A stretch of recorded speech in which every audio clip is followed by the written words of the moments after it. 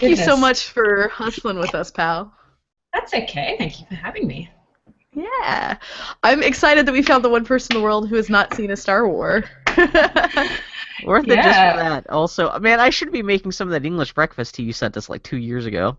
Oh my goodness, I've been meaning to send you guys like another big Aussie goodies package for a while, actually. So. Oh man, even that first one was so like we owe you stuff if anything. Oh no. Annie housed me and you sent me prints, so I think we're even Stevens. Oh, but still. Let's see. That tea was extra good, though, I have to say. Oh, yeah, it's one of my favorites. I did run out of it, and I was like, there has to be some asshole place in Portland that sells this tea. I can't remember what brand it was. I think it was Mildura, actually. Yes. Yeah. Yes. Yeah, that's a good brand. That's the good shit. Oh. Okay, I've got a fan on, so let me know if that's causing any issues. You're fine, I love friend. giant butts.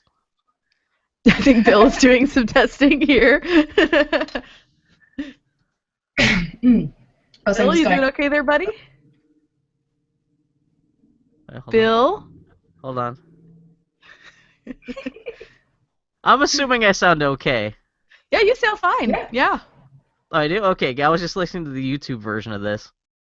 Oh, okay. How are we doing? I guess we're okay. I don't know anymore. The world's confusing me. I wish I was dead all the time. All right, so let's get the show on the road. Do y'all mind if I do a little intro and then we can go into our chats? Fucking Christ, yes. And Hannah, Bill apparently slept 3 hours last night, so bless him. So he's I'm doing the best he can. cokey. I'm trying to get the link for this again. Hold on. Oh, actually, I could just look at my. Wait, hold on. Just 1 second, because should we broadcast the fact that we're doing this? Sure, if you want to, go right ahead. Okay, let's see.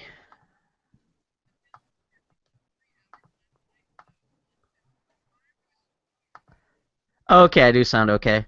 Okay, Yeah, and I fixed my headphone issues. I plugged my headphone into another port, so I'm all good on my end.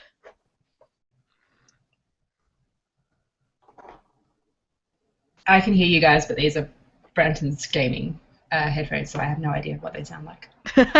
You're just fine, my friend.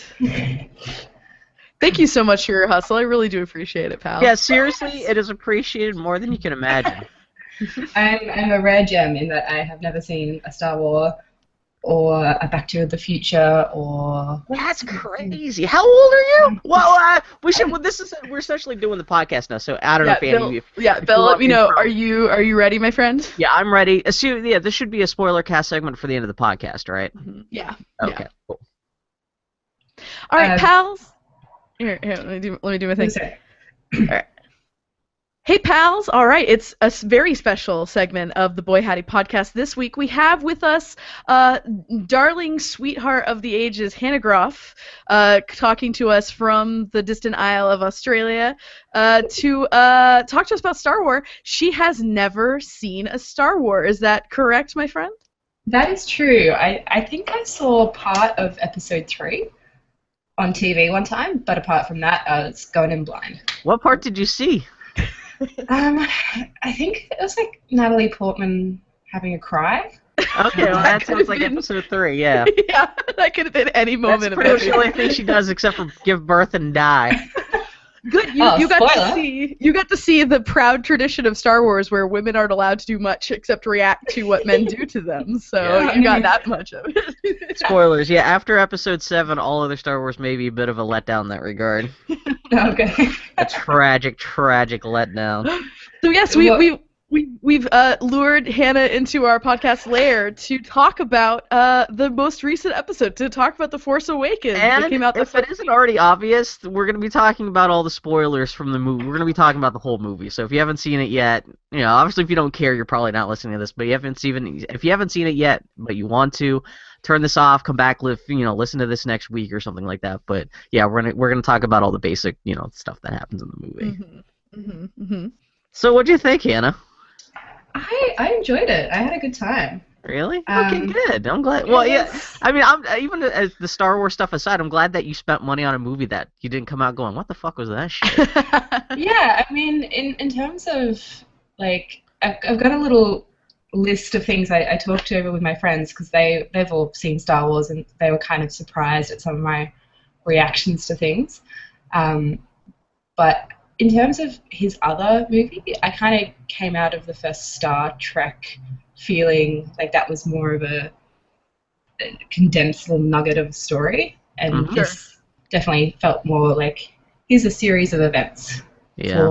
Well, they do so much foreshadowing and kind of like layering in plot for future movies, aside from the fact that it's also the 7th movie in a series.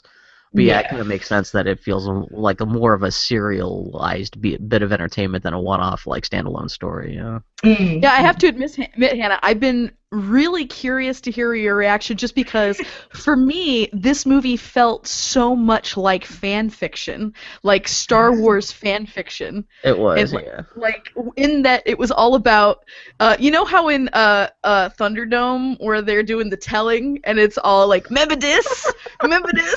This movie was one great big remember this. I felt there was a lot of yeah. A lot of winks to the camera, like, see what we've done. Yeah. Okay, even I could pick those out, and I was not knowing what they were referencing. Okay, I was wondering because, like, I felt like half this movie was referencing other Star Wars, and I'm like, has Hannah picked up enough of this through just like osmosis? Yeah, is this comprehensible? Like, yeah. I found some of it. I could tell that it was reference. I had no idea what it was referencing, but it was the shot and everything was set up to be like, yeah, you know what we're talking about? This is a reference. Well, I would imagine also people freaking out in the theater was probably also a clue too when like someone shows up or a spaceship shows up and everyone's like, oh my god. Well, I always thought the Millennium Falcon was like the size of the Starship Enterprise. Oh yeah. So I had no idea what was going. I know what the Millennium Falcon is in theory, but when everyone kind of cheered it and laughed at the ship, it's like, what's that thing? It's like it's a hamburger-shaped building. What is this? Yeah, it's so little. Yeah. It's so tiny. Hannah, it's appropriate that your reaction was, what a hunk of garbage, because that's right. But what a I can't remember the word. Lightsaber, force. No. It's very hot and very early where I am. That's like it's like 7:30 in the morning where you're at, so it's extra appreciated that you're even trying to remember that you're conscious enough to even try to be remembering some arcane Star Wars knowledge. Yeah. Star Wars. Yeah, I had a good rump, I'm gonna say. Yeah. Yeah. What were your feelings and your take on the characters? I liked John Boyega's character. Yeah. The whole thing surprised me about how kind of goofy and like cheesy the comedy was. Not that I didn't. It got me to laugh. And I thought. Not all Star Wars movies are quite like that, especially the Star Wars prequels that, this is coming right after. Like, there was none of that kind of personality or kind of humor. It was all very like, hey, how you doing? I love soup. Yeah. Well, it's interesting because the original trilogy did have that. It was, there were elements of goofy space fun mixed into all the grimdark stuff, and it's not any of it like high humor or like super nuanced necessarily. It's just like reactionary character stuff. Was a what? Yeah. It was kind of interesting to see this movie pick up on, because at the end of the day, a good Star Wars should just be fun. It was goofy space fun. I think that is the best way to describe it. Yeah. Well, John Boyega is pretty especially. He plays a pretty particular kind of level of galootness. He is very. I really like that. How you doing? I like how he's just in a sweaty panic during this entire movie. Yeah. I mean, I like that John Boyega, spoilers a little bit for the original trilogy, Hannah, but they kind of plucked the fact, this movie was very much so a remix of the first trilogy and hit some notes of the characters as well. And I like how they kind of split the character of Luke between John Boyega and Daisy Ridley. And how the fact that Luke Skywalker is an idiot teen who's trying really hard to be cool and be capable, but mostly is an idiot teen. I like that they gave that all to John Boyega. Yeah. He did a really good job with it, just being sweaty, nervous, trying to be a cool guy, failing desperately. And such a contrast to his character in Attack the Block. That's the thing. So surprising. Just even the fact that he's running around with an American accent aside, the fact that he's such a brooding, just like totem of just seriousness in Attack of the Block, and this one he's just so like, yeah, he's a cartoon character kind of, but in a good way, not in a bad way. But yeah, he's very much like, hey, what's going on over here? Yeah, I mean, he gets to be kind of like what I like about Star Wars is how people are just kind of archetypes, and you just react to the shape of them more than any sort of deep sort of character notes or anything like that. It's like everyone is so broad that you're just like, oh, that's that person. This is this person. Yeah. I hate to compare this too much to the original trilogy, especially since Hannah doesn't have a lot of reference for that. But on the other hand, that's all this is. I know, that's the thing. So Hannah, recount to us, what was the story of The Force Awakens? Oh, a tough question. Well, that was the other thing is I kind of still not terribly clear what the Force is. Okay. And that seemed to be a pretty big part of that movie. Yeah.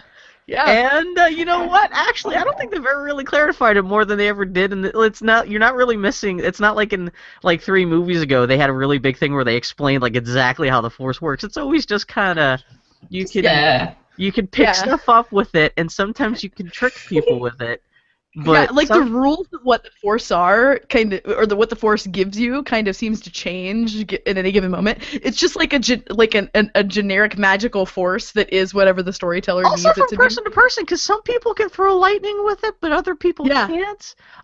Some people can read minds, other people can't. Yeah, it's for a superpower essentially that is so inconsistent. You'd think more people would have a problem with it, but no, it's yeah. Like so you can tell. I'm sorry, go on. The closest they ever get to clarifying it is in the prequels. They make up some garbage that your ability with the Force is related to the amount of a material called midichlorians in you. That's like the extent of explanation they get. They try to scientifically ground it a little bit, which that one. But even then, the way they ground it is only just who has it and who doesn't. They don't bother to define it at all. Take a blood test to find out how much force you can use, essentially. Exactly. So yeah, tell us. Pretend that we're telling the story of The Force Awakens around a campfire. The very first time. Okay. Oh shit! I'm trying to remember what happened. Well, I think that's fair. I feel like the best, Star Wars at the end of the day is not so much about what happens as much as it is about. Yeah. Exactly. It's like, yeah. In terms of the story, I didn't feel, not that I didn't enjoy it, but I didn't feel like there was much of a story. Like, there wasn't a kind of a goal. It was more just a series of events. But just kind of Oscar Isaac trying to reunite with his droid friend. That was my focus for the movie. You and the 11-year-old girl next to me in the theater. I sat down to this 11-year-old girl, and I kept thinking, if I was 11 and watching this movie, how would I react? And the answer is, she only wanted to see the robots. That was really all she was interested in was BB-8. Yeah. We had a similar experience. Oh, I will say this though. So I managed to stay pretty spoiler-free of this movie. I managed to go into it knowing nothing, not having heard anything, except literally when I'm walking into the theater, there's a dude in the lobby talking to a woman, and he says, yeah, you just need to get ready because Han Solo dies at the end of this, so you should just, be cool Really? about it. That kind of asshole? That stereotypical cartoon asshole? And I sat down, and 3 dudes behind me were analyzing the plot structure of the entire film. What? Literally, as I'm waiting to see the theater, I made it until the last 5 minutes, and then the whole thing was spoiled for me. This was like a 9 a.m. showing with a bunch of kids and stuff too, right? Yeah, I went to a early screening on a Saturday morning, and which, by the way, was attended by all of Creation. Foley and I got there 20 minutes early, and we had to sit so close to the screen. The joke I made was that we came to see Star Wars. Yeah. Because that is not the movie you show up 20 minutes beforehand. Like, I could have told you that. Thanks, Phil. Do you not have assigned seating in the States? I'm sorry, what was that, Hannah? Do you guys not have, like, when you buy your movie ticket, it has the seat? No. You know what? More than gun control, we need assigned seating at movie theaters. That would have been so nice. Yeah, I bought tickets. Man, so even with me and my friend Mike Russell, we went to go see it on opening. It was really the opening night. And we bought 6 advance tickets ahead of time, and we showed up to the theater about 2.5 hours early, and we still wound up actually the opposite situation from Annie, where we sat in the very last row, but at least we were in the center, and so still good seats. We were far away from the screen, but at least we weren't like pressed against the wall or anything like that. But no reserved seating in the United States. There's a couple theaters that are kind of experimenting with it, but it's not like an established thing, which you think would be. Fahrenheit and now this. Yeah. We're apes, is what you need to remember. We're uncivilized apes. There's a reason why people get there are gun shootouts in movie theaters in the United States. Yeah. But yeah, no, it was the thing that struck me kind of the most about it was just how much fun the whole audience had throughout the whole movie. Like, because I had a pretty mixed audience. We had some older people. I'd say it was like half nerds who had already seen it already, and the other half were more like normal people. Where it was like there's some like older retirement age people, and there were a bunch of families with kids, and and it was like just across the board everybody was having a good time, though I cannot stress enough the degree to which all the kids in the audience lost their shit at that robot, like just uncontrollable. I also lost my shit a little bit at Oscar Isaac because he's a beautiful handsome man. He's gorgeous. He would make a good Indiana Jones if they were starcasting that. Oh my god, I had not even thought about that. His character is very much so the Han Solo analog in this. He's the wiseacre, who knows his way around things and is pretty cavalier. But he's like, what's interesting is that he's like a cool Han Solo. Because Han Solo is ultimately kind of the thing that made him most charming is that he's kind of a weirdo and yeah, and he's not always as suave as he thinks he is. Yeah, I remember in interviews before the movie came out, someone was asking, because they were talking about, Oscar Isaac's playing a hotshot super space pilot, like what makes him different from Han Solo, and I think it was Larry Kasdan, one of the co-writers of the movie, came out and said the difference between the thing that set Oscar Isaac apart is that Poe Dameron, he actually believes in a cause. He's a good pilot like Han Solo was, and he's sarcastic and stuff, but he actually has something to believe in already. He's not like wandering around like Han Solo was. That's a good point. It's more that he has something to be really cool for and on behalf of, which must make it easier to be that sort of person, as opposed to where Han Solo, it's kind of all bravado because he has no idea what he's doing and he's making it up as he goes along. But it's such a bummer that Rey didn't do anything in the whole movie. She just kind of sits around, kind of like, she paints her nails in one scene in the Millennium Falcon, which I thought was fucked up. I did enjoy that literally every moment in this movie where I was like, holy fuck, are they going to damsel Rey? Seriously? Are they doing this? Is Rey going to have to be saved? Every one of those moments she saves herself. Yeah. Or John Boyega. Yes. Yeah. Well, I love it when he's trying to, he thinks he's gonna rescue her, and he's trying to grab her hand, and she's like, "Stop trying to take my hand! What are you doing?" I like even before that, where he sees her being attacked, and so he's like, "I have to help this person who's being attacked," and he goes to try and stop them. Instead, watches her just handily destroy them, and then she just looks at him, and then she's about to come thrash him. Yeah. So yeah, Hannah, that's a little bit of a difference from ladies in other Star Wars movies. Oh, yeah. Yeah, it's like you need the one other lady instead. Yeah, the one. I have to say, I was a little disappointed because I'd heard how progressive this Star Wars was. And they're like, yeah, there are ladies around there, but I got it. One of the most disappointing points of the whole movie for me is when you see the Resistance, and you see like the leaders of the Resistance, and there's Leia, and she's there, but she's really not. She's just kind of like observing, and the rest of the room is men, and usually like nerd stunt cast men for the most part. Or like nerd stunt cast aliens that everybody will get excited about. And like there are women in the background, but there's no one in the leadership. And then the one woman you really see talk in the scene is there's a cutaway bit where Chewbacca is getting fixed up, and the medic who's helping him is Dame Harriet Walter of the Royal Shakespeare Company, who y'all may only know because she was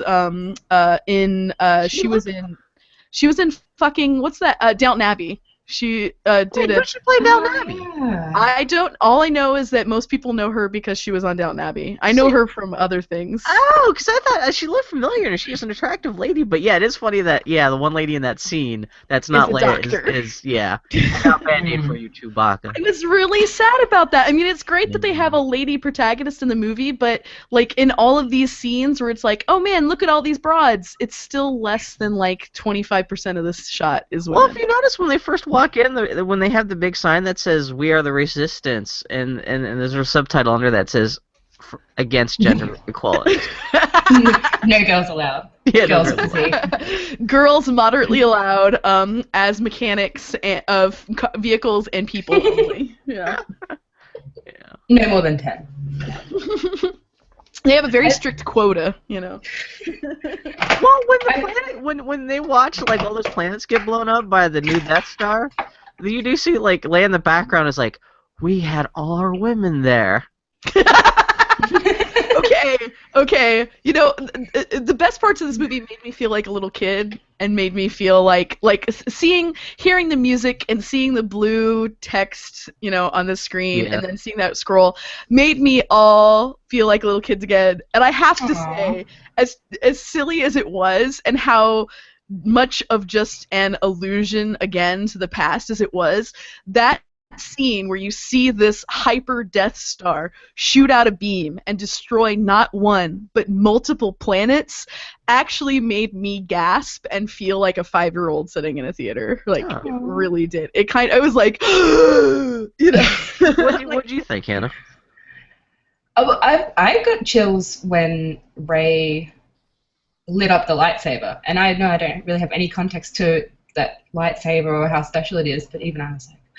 That was my favorite moment in the whole movie. That one shot right there, because that is truly the first time I've seen something new in a Star Wars movie I haven't seen before. Yeah. The snow fight. It was. Oh. Yeah, that was. And she is pissed too. It's not like when John Boyega picks it up and he's a little bit like he doesn't quite know what he's doing and he's hoping he's gonna make it out okay. She ignites that lightsaber. She's meaning to fucking take Kylo Ren fucking apart.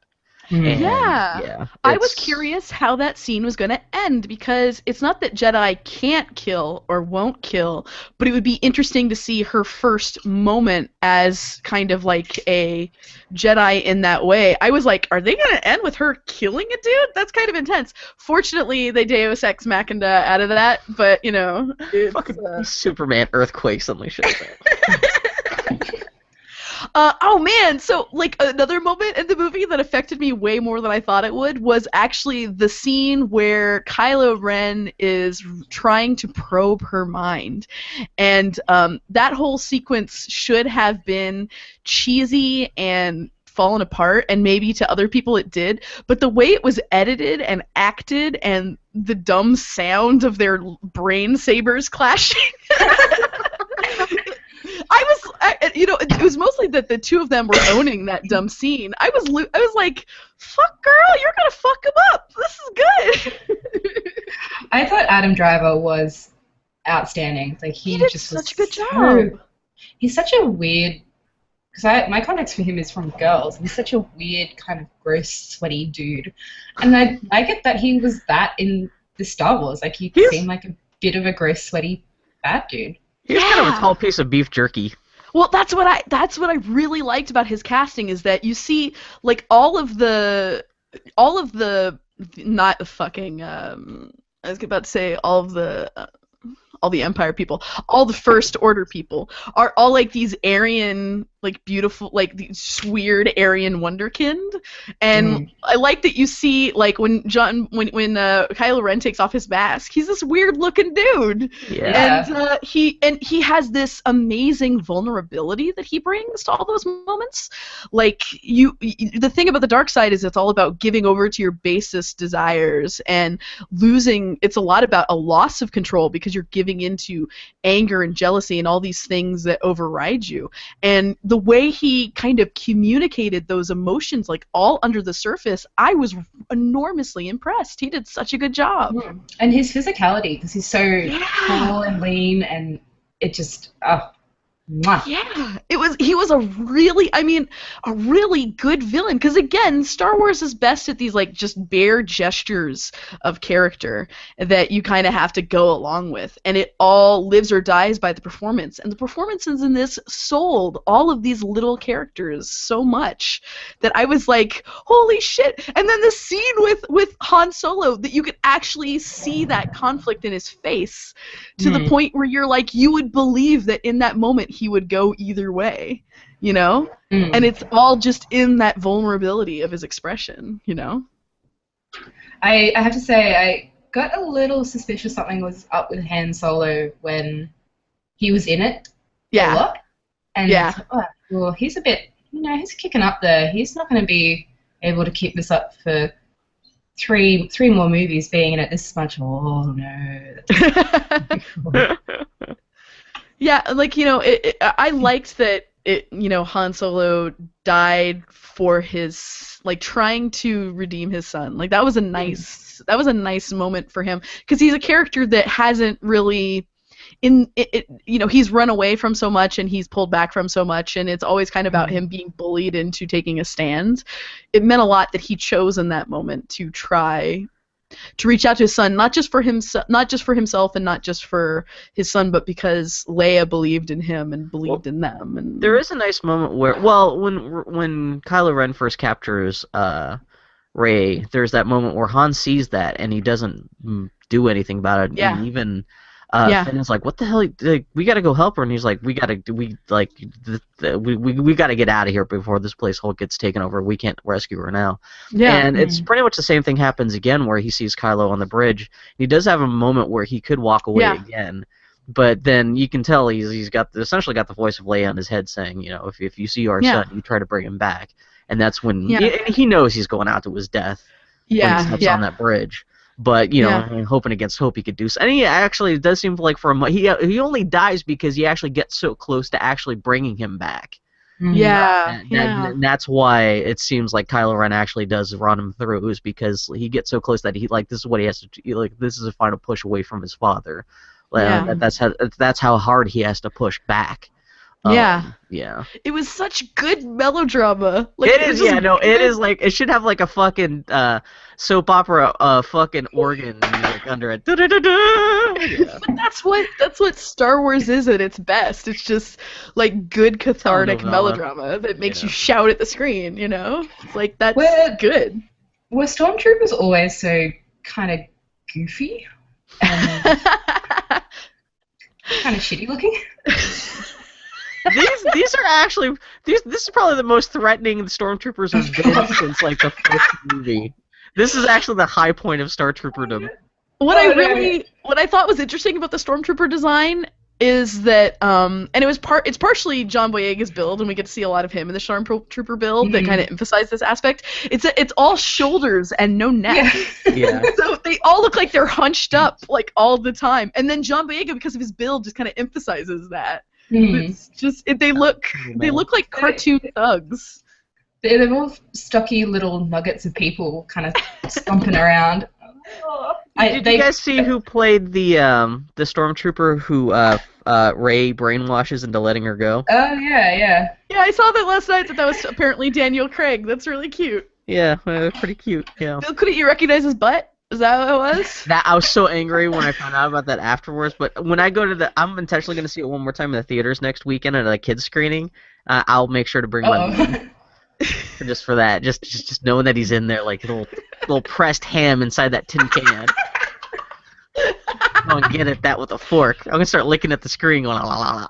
I gotta say, my other sadness in this movie was that they get Gwendolyn Christie to be that big, shiny fucking stormtrooper who literally just shows up in one scene to be like the stormtrooper school marm to chastise Finn, and then is just around to be captured and to be coerced into acting against her folks. If they don't bring her back for like some sort of badass garbage, I'm gonna be really sad. She was, aside from the main cast, she was the first person to be confirmed to be coming back for the next one. So good, because I want her to put her shiny boot up John Boyega's ass. Well, she's got a vested interest in kicking his ass now. Yeah. What do you think about? Her voice was amazing. Yeah. Very good at that character. Gwendolyn Christie? Yeah, Gwendolyn Christie, yeah. Game of Thrones, Brianna Tarth. Yeah, apparently I saw people being like, "How did you get time away from Game of Thrones to be in this movie?" And her secret answer was, "I was only on set for a day and a half." Yeah, seriously. Yeah. I like Foley told me that apparently she would tell her agent, she would talk to her agent every time she talked to her agent, she would just say, "Have you got me in Star Wars yet? Have you got me in Star Wars yet? Have you got me in Star Wars yet?" So I'm glad that managed to happen. Well, I know they changed the character for her too, because it sounds like that character's supposed to be another dude, and when they found out she wanted to be in, they're like, "Oh, yeah, we can make her," especially knowing that she's like 7 feet tall. Yeah. Fuck, we'll make her like captain of the stormtroopers, essentially. Yeah. Yeah, you don't cast Gwendolyn Christie unless you're gonna use that height at some point. Yeah. Exactly. Otherwise, why not just get some like that tall, lady. lanky fella? It's easy to conflate her character in Game of Thrones with the actress, but the actress seems so cool too. Like, Yeah, that was my. I have to admit, going into this hearing that was like, oh, it's the progressive Star Wars. I was a little. I mean, obviously, Rey. I really enjoyed Rey. I really enjoyed that Rey got to be the talented badass who, just competently figured out everything along the way and had this ridiculous adventure. And I liked her little conflict of I liked the kind of parallel of her to Luke in that where Luke didn't appreciate his family and eagerly wanted to leave, that Rey desperately wanted to stay home just in case her family came back. I liked that sort of thing. So. Are we meant to understand that Rey's family is potentially Luke, or that's what do you think? You're is this the new person? I'm kind of curious to see. I assumed that she's Luke Skywalker's daughter. Yeah, Foley and I were talking about that afterwards because they imply that Force travels through the it's a thing you inherit from one generation to another, and at first I told, because Foley was like, well, Rey's got to be related to Luke. And so I was like, but that would be so, silly and obvious to have all the characters be, that are Forcey related to the original. Yeah. But on the other hand, I'm like, it's a Star Wars. Why would it not be silly and obvious? What about this movie wasn't silly and obvious? Is there any other character that would be important enough in the Star Wars universe for that to be a big reveal? Yeah. Did you get any... Before they unveiled who Kylo Ren was, did you get any kind of the idea that was going on with that character, the relationship to Han Solo? I assumed someone was related to someone. If not, maybe Kylo Ren and Rey were brother and sister or something like that. Which a lot of people are still suspecting, but which doesn't make sense. But one of the first moments, well, I don't know. I mean, I guess the first trilogy was about a Force-filled brother and sister, and this is a remix thing. But you'd think that Han Solo and Leia would have mentioned once, oh, too bad about our mysterious daughter that we're not talking about. Every explanation so far for Rey either being Han and Leia's kid or Luke's kid really kind of relies on people's memories being wiped for it to work. Which, hey, it's Star Wars, and we've already established you could read minds and do stuff like that, so that's not technically outside of the realm of possibility. But yeah, it's. Well, here's. Sorry, go on. Here's another thing.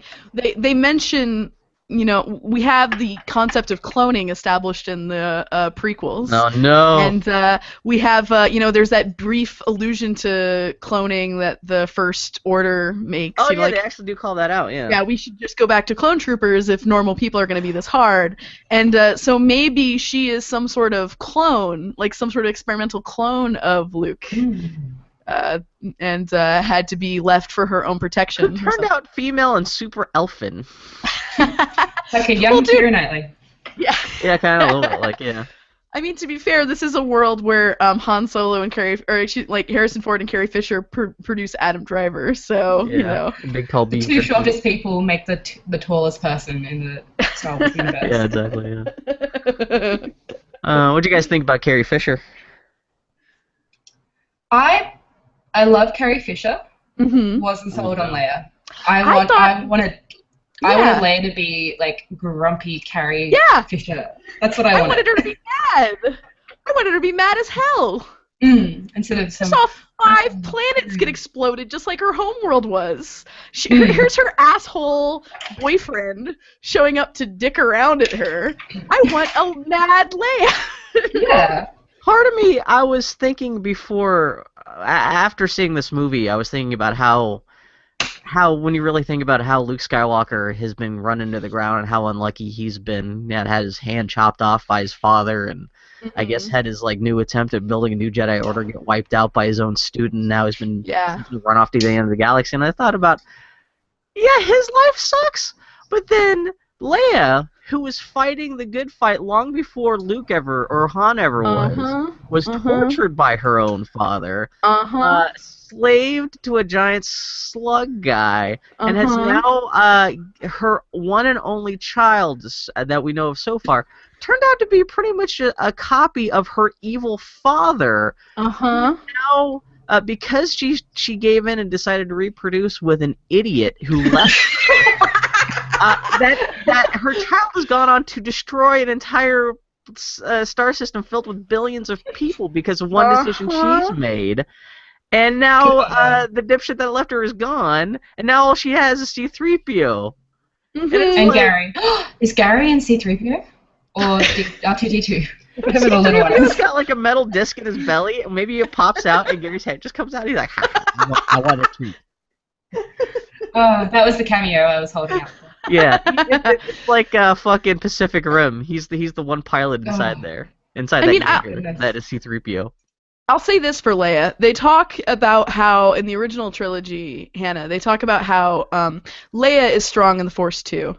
And I like the idea of perhaps the one person in this. I mean, she's not Force-y like Luke is or anything like that. She doesn't seem to have any sort of advanced Jedi powers, and she hasn't been trained or anything like that. But she does have a connection to the Force.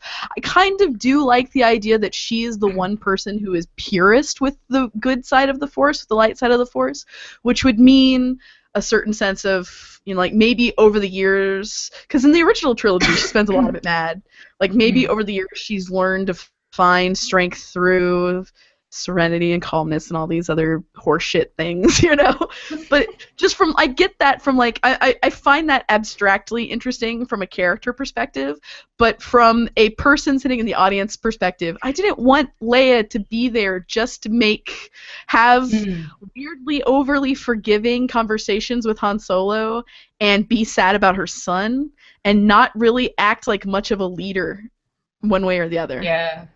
Wouldn't it be great if just even a sliver of her 30 Rock character was just kind of that little bit batshit, just fed up, if we do this, we'll win. Maybe you'd think in the next one there would have to skew a little more like that because, like I said, everything that's happened in this movie, if she wasn't like that at the beginning of this movie, she should have been like that by the end at least.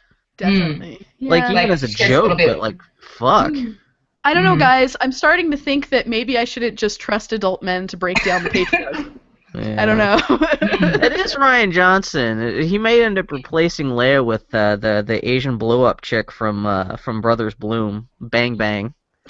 Just entirely. Okay. Just. I will say this. I enjoyed this movie. I had a really good time. I liked it a lot. As much as I felt like it was one big sloppy apology for the prequels, like saying it's okay, guys. We know the prequels were bad and you didn't like them, but here's everything you like about Star Wars, and here it is in a new one. Aren't you excited? It left me more curious about the next one because this felt like such an alley-oop.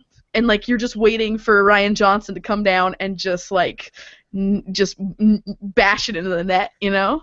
Hannah, what did you think about the reveal of Luke Skywalker? Did that feel like anything or mean anything to you? Like the whole did it just seem kind of like, okay, well here's an old guy, like I don't know, okay, whatever. Well, just from culturally, like bizarrely, I know a lot about Star Wars. But I have no idea. Which makes sense. Yeah, you know who Luke Skywalker is. Yeah. Yeah, like I know who Peter Mayhew is and all these. Like, why do I have this information in my head? Because you're awesome. That's what we're doing. But I don't know. It was kind of like you like most things in this movie, you could see them sort of coming a mile off. So nothing was a huge like surprise. Yeah. But yeah, he looked good. What a big whiff. He looked really cool with his, he looked pretty rad. But what a whiff that last shot was, like this awkward helicopter shot that just kind of made more apparent the awkward, like lingering, like I kind of wanted Rey to go, come on, and like waggle it at him or something because she's been holding it for like 45 seconds. I think yeah, I'm sorry, go ahead. Like such a great ending to that movie would have just been R2-D2 like beeping awake and then cut to black. Like like which is never explained why he suddenly wakes up at the end for no reason either. Yeah, like how BB-8 halfway through is like, hey, maybe R2 has the other half of the map, and C-3PO's like, no, that's dumb, and then that's literally how it ends. Yeah. Doesn't C-3PO say he'll only wake up when Luke Skywalker wants to be found or something? Yeah, something like that. So I guess maybe Luke would he's like, oh no, Han Solo died. I should check up and see what happened. Someone should bring me some bagels. Yeah, I've run out of toilet paper. Can someone bring me some? You know what? One more often. I want to see a remake of this movie with the whole cast of 30 Rock. It should have been Alec Baldwin at the end in a Jedi robe. It should have been could have been Kenneth from 30 Rock playing Rey. No, I want Kenneth being Poe. That's what I want. Do I talk first? I will say this. I do like this movie was very silly. Jesus Christ. I do like that Rey's dream of a water world at first seemed like, obviously, like someone who lives on a sand planet in extreme isolation. Of course they would dream of being surrounded by water. Like Australia. Exactly. Yeah. Of course they would dream of Australia. But in fact, it was actually that she has some sort of, like, the Force is so strong with her that she had some sort of premonition of Luke and where he was. Like, that was so dumb and manipulative, but I really liked it. What do you guys think of the vision sequence? When she picks up the lightsaber and freaks out? A lot of that was lost on me, to be honest. Well, that seems to be forecasting stuff in the future. So yeah, there's a quick moment where when she first picks it up, she's in kind of in a hallway that's kind of twisting off into the distance. That's a recreation of something from one of the previous films, but everything else in there, you weren't supposed to recognize anything in there. Oh, okay, because I was like, is this a callback? Is this foreshadowing? Yeah. Well, and you do have the voices of, it's again really subtle on it. Even I barely caught this, but you do hear the voices of Obi-Wan Kenobi and Yoda talking to Rey too in the background, and but that's you didn't it's they're setting up future stuff that you'll experience for the first time with everyone else in the sequels. So. Yeah. Does Yoda is he dead in this universe? Yeah, that's the funny thing. Welcome to Star Wars, where dead people can still keep on trying to talk to you. Yeah, no. Yeah. At the end of Return of the Jedi, the last movie before this chronologically, both Yoda died and Obi-Wan Kenobi had been dead for a little bit, but it is suggested that they turned into Force ghosts, and even though this is like 30 years later, that they can still kick around. You do specifically hear Obi-Wan say, "Rey, you've taken your first steps." Which is funny because they just came out last night and said what they did was they actually got. You've taken your first steps is actually a line they actually just spliced in from the very first Star Wars movie. It's a line that Obi-Wan says to to Luke, but they wanted to have it actually say, it's Obi-Wan's spirit somehow actually addressing Rey specifically. So they brought in Ewan McGregor to say the first word, Rey. Wow. So, which I thought was cute. I have to say, okay, you know what? I thought, I was like, okay, that was an okay movie, but the more we talk about it, the more I really like The Force Awakens. Because, it's all very silly and fun, but that's what I like about Star Wars, and that's one of the reasons why I dislike the culture around Star Wars, because it makes it so much more than just this silly, fun goof sort of thing. But the silly, fun part, where it's just like a goofy fairy tale, is what makes me really excited, because I think about Kylo Ren, who thinks he's walking in Vader's footsteps and wants to be like Vader and seeks Vader as a source of inspiration and as a guidance for power, but while ignoring the fact that in the end Vader did, spoilers, Hannah, redeem himself. In the end Vader did act, for the greater good, did act out of love for his son, and that I love the idea of him seeking Vader for strength while Rey possibly is being trained, has a connection with the ghost of Anakin. Because that's something they could still bring up. It's almost interesting that Anakin wasn't even a part of that. If you've got Yoda, and that's a thing that they could develop in the future. I wonder if because this feels like such a deliberate and conscious distancing from the prequels, and Anakin is such a universally reviled character, and what's his butt, poor Hayden Christensen, was so loathed for it. I don't think they'd ever do it, but it'd be so cool if that was if she has this actual connection to the good of Anakin, and if it could be a redeeming of not just Anakin, but also just Anakin as from a meta perspective as a character with the fan base. So if you can come back and say, hey, I'm your grandfather, and I kind of fuck things up. I mean, who knows? Anakin could even introduce him, assuming Kylo Ren's really going to turn into the Zuko. It could be actually they may wait until maybe Anakin come to Kylo saying, "Hey, you know what? I know I was Darth Vader, but holy shit, son, you gotta come." Well, yeah, because you have Kylo Ren literally looking at the mask of Darth Vader and pleading for guidance.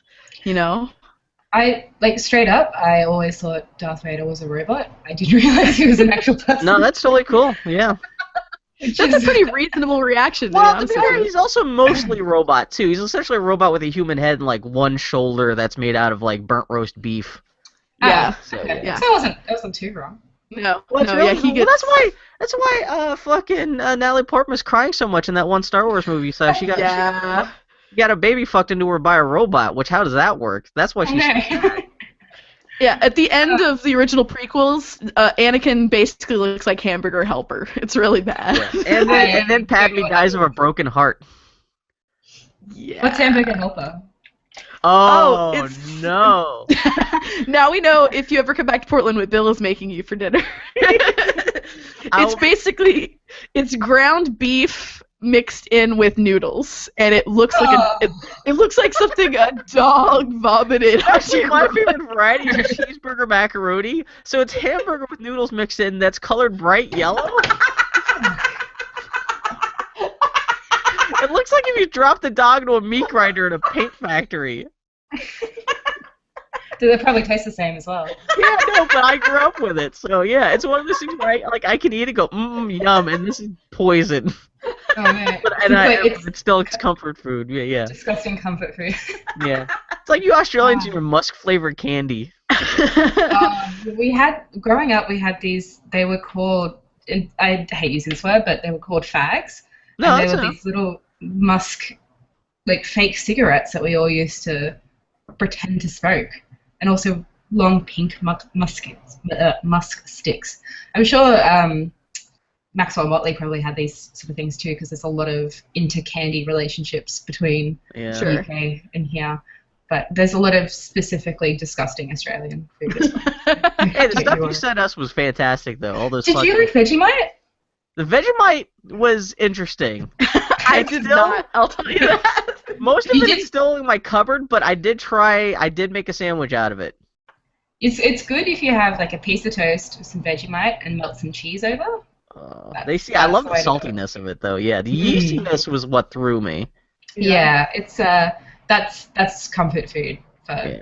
Well, I can see that. Well, yeah, again, that's your hamburger helper. I think that's what that's worth. And with that, Hannah, I know your time with us is limited, my friend. Do you have any final thoughts on The Force Awakens? Like, what was your general overall impression? I almost wish I had a bit more of an emotional connection to these films. Only so the having like a badass lady as the main character would have really. Yeah. But even as it was, I got chills and I thought it was. Yeah. I thought it was great, and I'm gonna love seeing all these like little girls running around like pretending to be this badass Rey. But I'm thinking because we've got Christmas holidays coming up, so I might do the machete order of Star Wars to catch up, and it's got me curious. I was gonna ask, like, do you dare? Does it make you want to consume more of a Star Wars? Or I was curious to see if because I like the thing that I thought was most interesting about The Force Awakens is that even as an adult felt a little overly pandered to, at the same time all the parts of my heart that was like, because I was really into Star Wars when I was a kid and a teenager, it made that part of me feel alive again, which was really exciting, and I wasn't expecting. So I'm curious to see how you feel about Star Wars consuming them the other way. Okay. Well, we can do like a Star Wars recap when I'm not so hot and sweaty, because it is 8 o'clock and already 30 degrees here, and it's disgusting. Bless your heart. I'm dying. Well, Hannah, thank you for sweating yourself to death in the early morning hours just to join us to talk about Star Wars. You're an angel. For having me. It was my pleasure. So and it's also great that I think this may be the first time I've actually talked to you directly myself, so this is extra gratifying. Yeah, I was definitely that when I was in Portland, I was on my way to come see you, and a friend of mine, also from Australia, he was lost in the middle of Portland, and he got a bit worried. He's like, "Can you come find me and help me?" I'm like, "Okay, we'll come find you." Also, that Aussie accent, man, that's always the best. Like I said, someone's watching the Mad. I hate to boil it down to I watched Mad Max, so you sound cool. But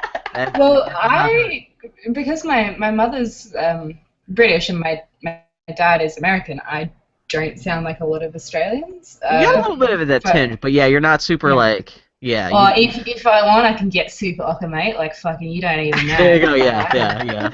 Yeah, it's funny because we have a friend named Matt who is of who's I think his father is Australian, but he grew up in the UK. And it's interesting because having become more familiar with like a Kiwi accent too. Now I can start to hear the difference in a way that most Americans I think can't. There's a big like the difference between Australian and Kiwi and South African is a very, very controversial topic. Because the best way if you ever want to find out, just get them to say fish and chips is the big one. We say fish and chips, and Kiwi say fish and chops. I can see that. Yeah, okay, yeah. And South Africans just sound a bit like this. There's a lot of this sort of. I'll say this: the difference is that Americans can understand Kiwis and Aussies and can't understand South Africans at all. Fair enough. For most people, I've noticed that fucks everyone up. Yeah. Yeah, maybe it's the Dutch influence. Yeah, it's so funny because it's like I think it's because we have some context for the Kiwi accent and the Aussie accent, and we have no context for the South African accent. Like sometimes I've seen my fellow Americans tilt their heads like a dog trying to listen to the language. Where are you from? It's a trick we do if we're traveling overseas and we want to have a discussion between like Brenton and I or any other Australians. You can have a complete English conversation and make sure that no other foreigners know. Because you just have to talk really fast like this, and everyone who's Australian knows what they're talking about, but no one else who's not Australian doesn't know what the heck you're talking about. So it's this whole secret language.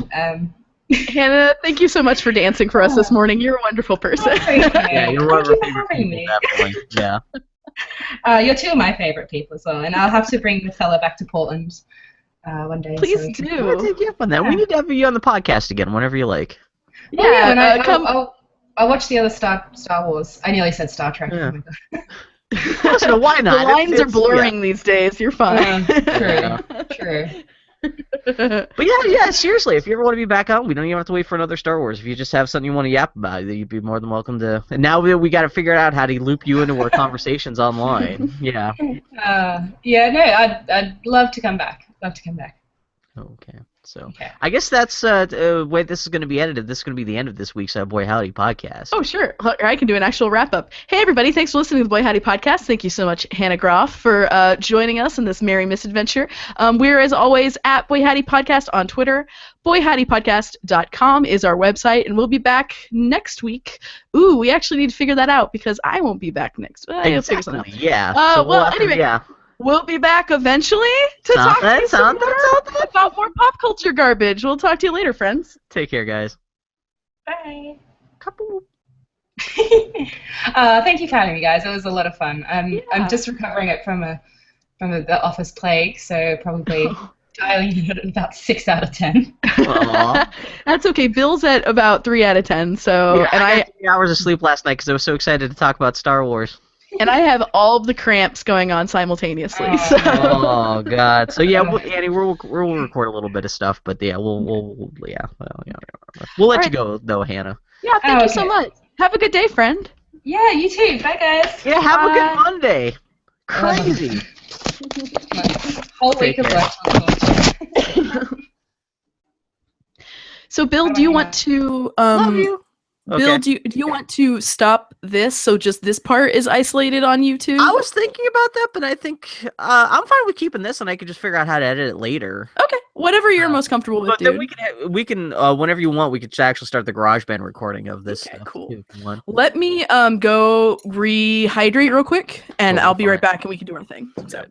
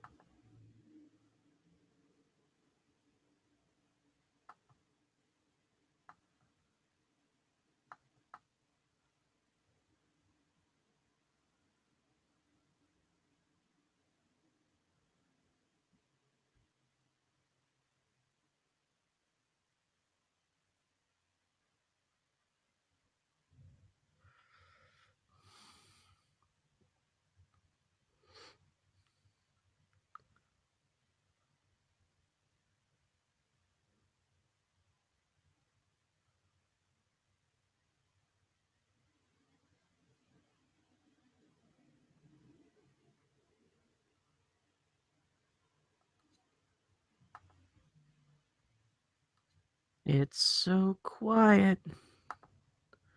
Sorry, one viewer, we're just taking a quick break. We're actually going to loop around and start the beginning of this week's podcast.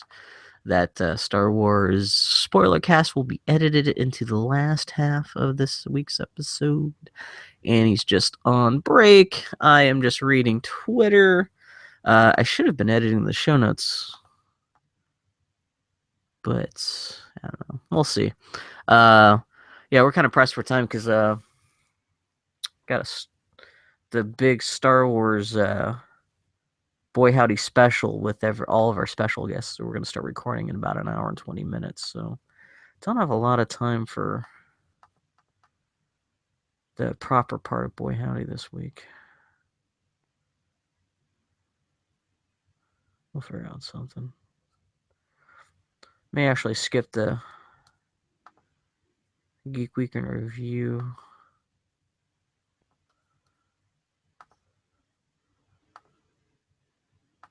We'll see.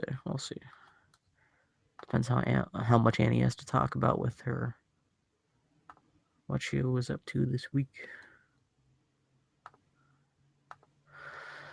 Man, I am Pokey. Yeah, like asleep. I'm just sitting there going, brr, brr, slow motion. What's new on Twitter? Cats and puppies and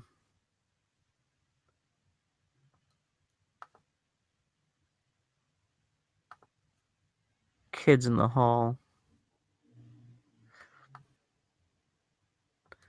Dancing Star Wars people.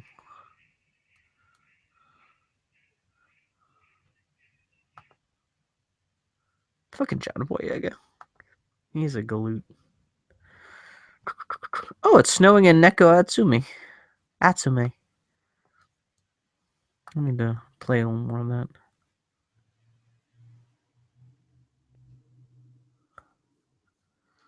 Dun, dun, dun, dun, dun. How you doing, viewer? I'm doing pretty good. Hope you're doing okay. Do you like butts? I like butts. Butts are delicious. And nutritious. They make their own gravy. They got plenty of protein. Man, I'm supposed to go to a Christmas concert after this, too. We'll see how much energy I have after this and then the big Star Wars spoiler cast. I may just end up crashing early tonight. I bought tickets to the Portland Symphony Orchestra Christmas concert, which sounds really great, but I might, at this rate, I just may end up sleeping through it. I do have tickets to go see. They're going to have a Back to the Future soundtrack performance in May. Man, they also just unveiled a Star Trek thing, too. But what am I talking about? How you doing? This is what it sounds like inside Bill's head. Welcome to Flavor Country.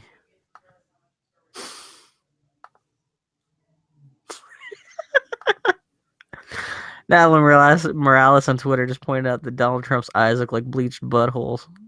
It really does. He has that orange coloring on his face. That's obviously artificial because he doesn't have the, he doesn't let the people put the orange coloring on his eyes and on his hairline, so he looks like an Oompa Loompa.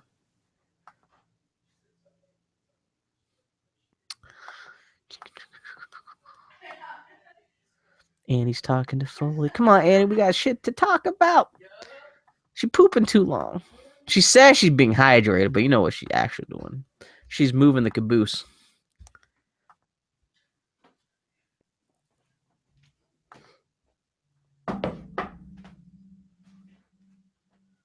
Moving the caboose.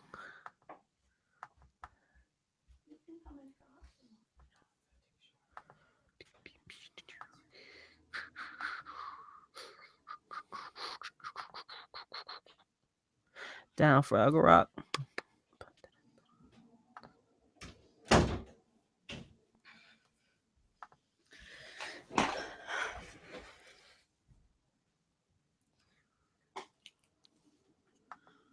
All right, friend. Thank you for letting me take a little break there. No, it's fine. Let me get all settled here.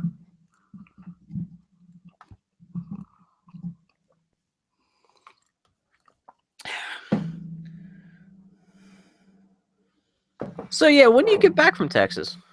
The 29th. What's the 29th? Oh, that's Tuesday.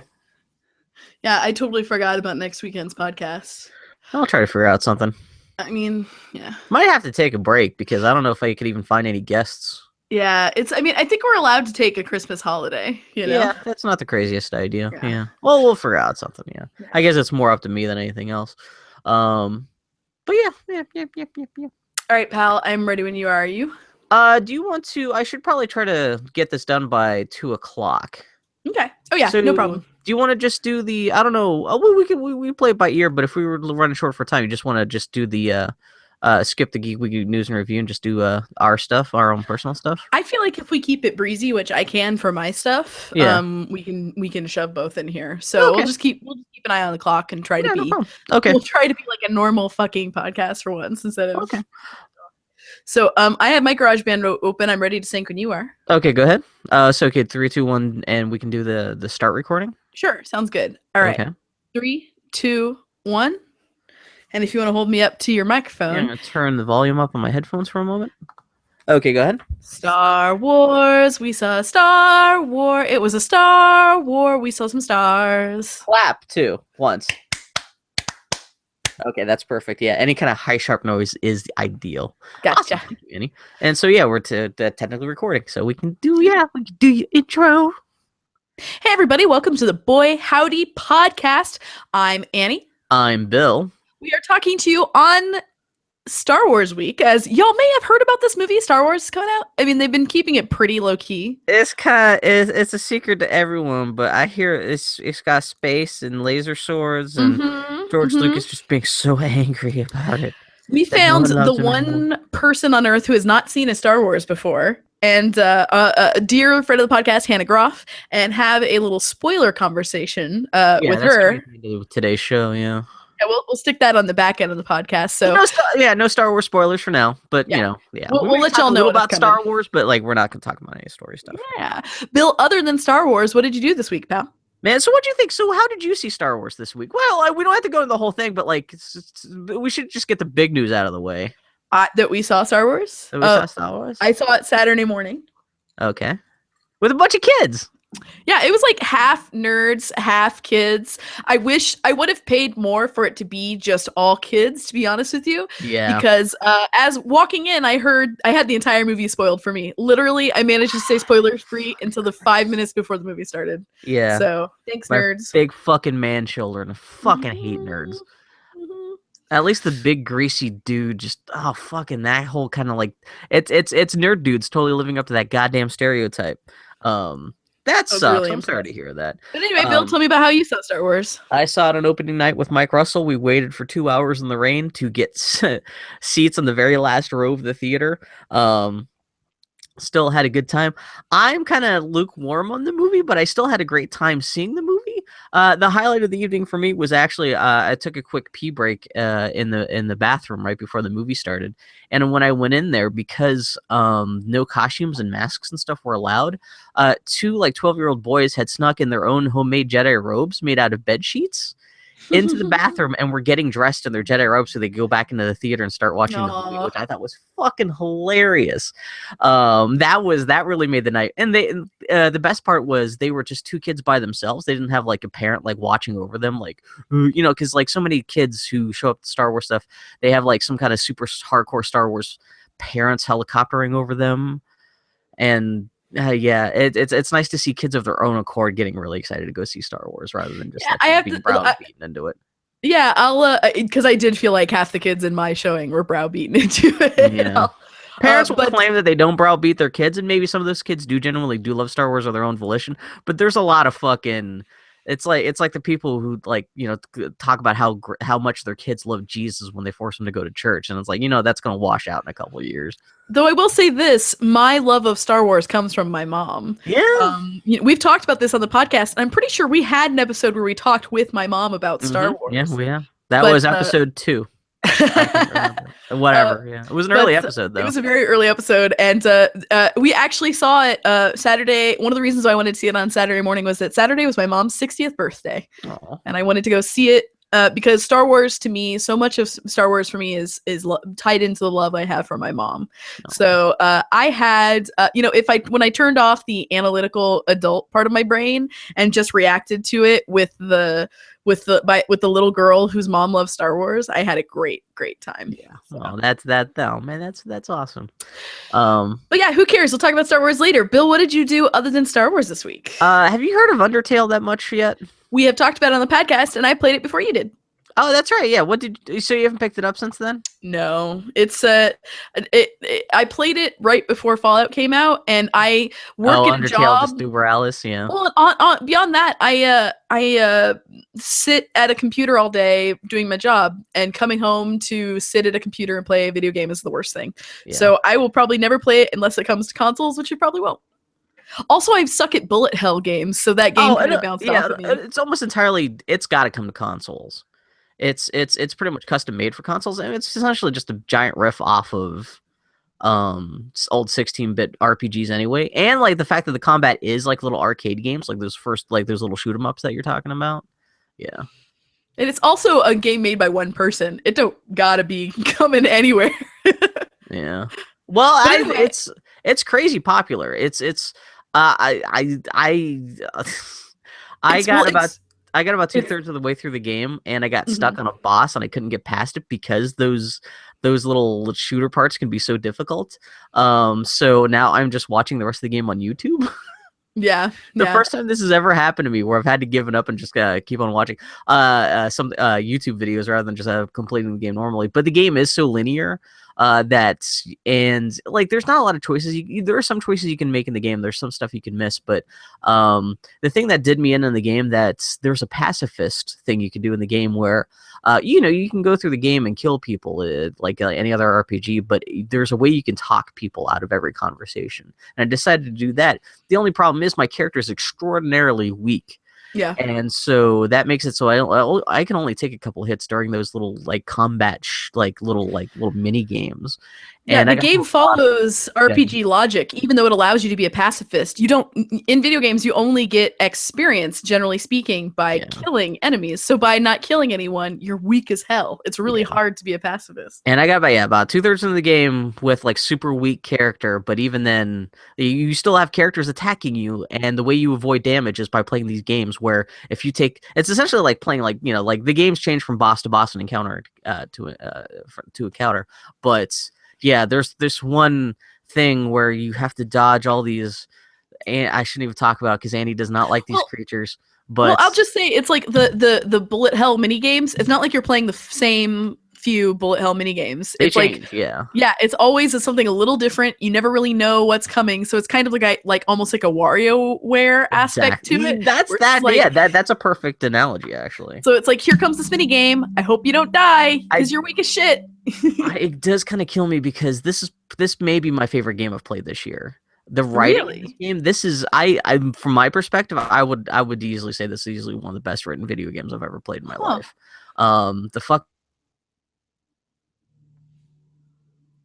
Hello? Hey, Bill? Characters in there. The story is bone simple. Long a time ago, there was a war between monsters and humans, and you play in the modern day. You play as a human who falls into a hole in the ground. It turns out like after this war between monsters and humans, monsters were beaten and then cast away to. They have to live underground beneath the world of humans, and so this human kid accidentally falls into the underground where all the monsters live, and he's trying to fight. Actually, not he. Your character that you're playing as is. There's no gender. You don't even know what race the character is. There's a little sprite, but like it's totally like this androgynous, like kind of like racially, like you don't know what like the character is. So, but the character is trying to fight his or her way out of the underground, and you're just meeting all these crazy characters because there's not much of a story, but you're meeting. It turns into an Alice in Wonderland kind of story where you're just trying to escape, and you're just meeting all these one crazy character after another. Which is usually a story I really don't like because there's not usually a story in that situation because it is just Alice in Wonderland type stories like Coraline and even like Labyrinth and stuff like that really is just about the character, just like running from character to character, and there's no like plot stuff. There's no shape to the story. But video games are episodic enough. That's kind of something that already happens in video games anyway. And man, the fucking characters in this game are fucking hilarious. And this game riffs off of. There's a lot of fun meta humor about video games and anime and nerd culture and stuff in a great way. It's not like some Arnie Klein, Ready Player One stuff where it's just like, hey, here's just a reference to this thing you like. But there's like a lot of funny, just like crazy shit. It's not just like video game and pop culture references and anime references, but like the shit that like one of the random enemies I got attacked by was, what's that anime trope where the lady's Tsundere or something, like Tsundre? You're asking the wrong person, my friend. But it was a Tsundere airplane, and so the airplane was acting like an anime girl, except it was an airplane. It was like a Boeing 747 jet, and it wasn't even like a boss. It was just a random character that came out of. I only saw one of these in the whole game so far, but like I had to talk my way out of that fight with the character, so I had to interact with it like it was like I was a character in an anime. And it's just, this game's it's out of his fucking mind. It's one of those things that I think is so beloved by people that I almost can't interact with it. Yeah, the game just came out like last month, and it's getting a little overblown because the charms of this game are subtle And even though it's kind of goofy, quirky, like pop culture riffing off of stuff, it's it's not a game that benefits from being oversold to you. If someone comes up to you, even though I just came out and said I think it's one of the best running games ever, it's not like it's Shakespeare. It's not like I think it's one of the best written games. Like in the way it's kind of like the Arrested Development. What Arrested Development is to sitcoms, Undertale is to video games, where it's just kind of like taking weird tropes and kind of mixing things up and having random shit happen in kind of all kinds of fun ways. But I don't know. I'm having a good time with that game. I'm glad you were. I'm just ending it while watching on YouTube while falling asleep at night. Yeah. I'm glad you were. I'm glad you had a good time with it. I'm glad I gave it my $10 because I think it should exist, and I like how angry it makes some internet people. But Yeah, exactly. Yeah, that's worth it just for that alone. Shit. Well, while you were enjoying your time with Undertale, I was loathing my time with Assassin's Creed DLC. No. Did you beat it? I haven't beaten it yet. And the reasons why I disliked it are not necessarily just the obvious reasons. Assassin's Creed Syndicate, which is a game, as y'all listeners know, I had a fun time with. I thought it was a really competent, Assassin's Creed game. But the DLC is about Jack the Ripper. And I was apprehensive about this because Jack the Ripper is not something that most people deal with a lot of nuance, and video games traditionally aren't kind to women or sex workers. So I was really apprehensive about this. And I was also apprehensive from watching the trailers because they glamorize so much the movement of Jack the Ripper and everything, and I was like, oh Jesus Christ, you're gonna play Jack the Ripper. I realized that like at some point, and I was like, oh fuck, I'm gonna throw my controller off the room. And sure enough, in the Assassin's Creed DLC, you do. I've only done it once, but you do in fact play as Jack the Ripper. And I'm gonna spoil it lightly because this sums up why one of the many reasons anyone cares. But yeah, I know. But sums up one of the reasons why this is making me so mad. The writing in this is pretty bad, even for an Assassin's Creed game. Of course, who Jack the Ripper is a much contested subject over the last 100 years, and something a lot of. Well, now everyone's just assuming it's Jacob. Well, so the game opens. I respect this aspect of it. The game opens. It takes place 20 years after the events of the first Syndicate. We enter London, which is very different from the end of the game. At the end of the game, you have pretty much taken over London. Jacob, through his gang, the Rooks, which he used to systematically overturn all the other gangs and make them allies to the assassins, and Evie, through kind of her sneaky investigation of these relics of great import. And the game is kind of split between Jacob being the violent, cavalier, thoughtless one, and Evie being the analytical, non-violent, stealthy person. And in this game actually opens with Jacob dying. Jacob is killed by Jack the Ripper, and Evie is coming from India for the first time in many, many years. She's come back to London because Jacob has summoned her. She's not sure if Jacob is alive or dead. And she's investigating with the help of a gentleman that you meet in the game, who is in Scotland Yard. That's actually your headquarters is Scotland Yard in this game. You're helping them investigate Jack the Ripper. And like one of the first things you do is one of the things I talked about that I really enjoyed in the game was this whole investigation mechanic. That there are these mysteries you can solve, and the aesthetic of it is great because like literally you find these clues. Like that part of it is kind of clumsy, but what I like most is after, where like there's literally text on the screen that's like in the environment that is your analysis of those clues. Oh, okay, so that's cool. You'll see like not only will you find footprints, you'll see like the word, here's a footprint, there's a footprint, and like it's like an interesting visualization of an analytical mind that I really like. So they use that to some degree, but you're investigating the crime scene because you go to Jacob's house and you're looking at the signs of the struggle that's there. And one of the last things you find is a photo pinned to the wall of the one time Jacob visited Evie in India. And it's a picture. She's like, oh, here's Jacob when he came to see me. And he had that young man, that young apprentice. What did we call him? Jack the Lad? Oh no. And I wanted to spike my controller. If your big decision is that no, Jack the Ripper, assassin apprentice named Jack.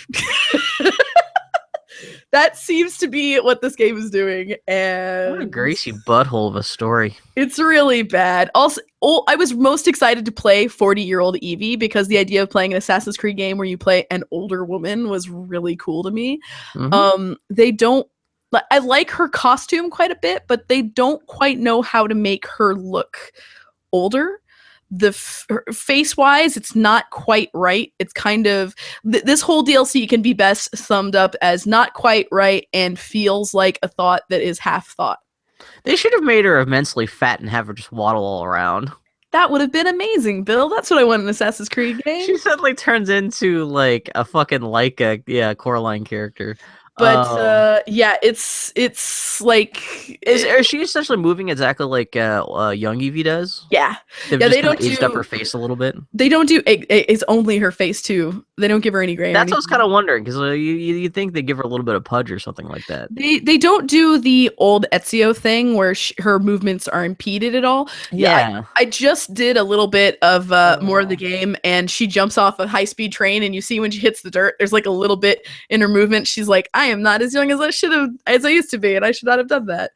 The only thing they add is this whole idea of a fear mechanic, where both as Jack and as Evie, rather than just necessarily killing people and being stealthy, sometimes it's advantageous to not be stealthy, to actually kill someone openly, but do it in such a brutal way that it scares everyone within sight, and that fear, depending on how you level up, that fear can actually infect other people. If they run into other enemies, those other people will also be scared. And it's such a clumsy thing, and it's so strange that Evie right off the bat would also have that same mechanic. Yeah. And it's so antithetical to everything that Assassin's Creed games usually are. It's just strange. It feels strange and half-baked. And apparently I'm a third of the way through the DLC. And if it's not clicking now, I don't imagine that it ever will. So are you actually murdering women as Jack the Ripper? I have not yet. I hope to God I won't. But I can't imagine. We'll see. Yeah, we'll when you control Jack, the one time I have done it, and we'll see, who knows, maybe that's the only time in the whole game, you're actually pursuing Jacob. It's the scene that leads to Jacob's death, or at least brutalization. Perhaps he's not dead. Perhaps he's just bled all over his room and he's off somewhere else. Ugh. But you are actually pursuing that sounds Jacob. And visually, like, they do some interesting things. Like, literally, Jack's point of view is darker and shattered, and like they play with the UI kind of like they do in the investigation, in that they're like words written all around Jacob as you pursue him, and that you think you as Jack perceive Jacob as some sort of traitor, as a betrayer, and you see these words floating around him. It's almost interesting. It's all almost interesting and clumsy.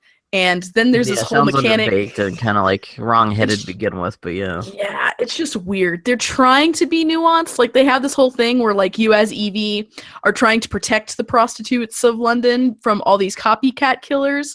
So they have this one gameplay mechanic that's called Walk of Shame, where you come across a John who's hassling a prostitute, and you have to. It's basically the main game had this whole kidnapping mechanic where you had to kidnap the bad guy and take him to jail. In this case, you have to kidnap a person and take him to the madam to have him be dealt with, but you want to take him through specific crowds of people who will publicly shame him for his actions. Oh. And again, almost interesting, not quite there. It doesn't quite work. It's weird when games take interesting ideas and just kind of run them through their already kind of like pre-baked kind of